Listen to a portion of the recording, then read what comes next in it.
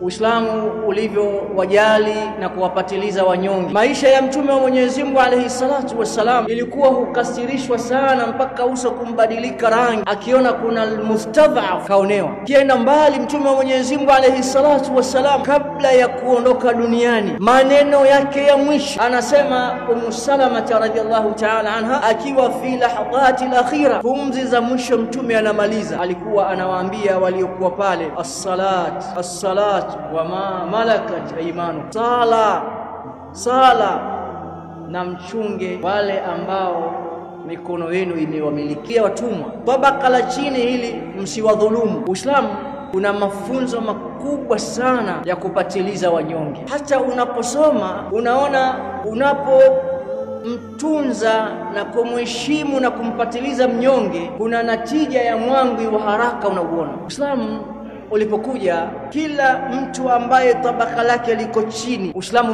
umemnyanyua na kumpa haki yake. Mtoto wa kiume na mtoto wa kike kwenye malezi, kwa kuwa mtoto wa kike ni dhaifu, malipo yake kumlea na kumfunza adabu, ujira wake ni mkubwa kuliko mtoto wa kiume. Mwanamke na mwanamme, kwa kuwa mwanamme yupo juu cheo na usimamizi, lakini mwanamke anapodhulumiwa tunaona kuna sura imeshuka inaitwa suratul Mujadala. Kiangalia ni sauti ya mwanamke ambaye kadhulumiwa. Kwa hiyo misingi mikubwa ya mnyonge kwenye Uislamu imeenda mbali mno.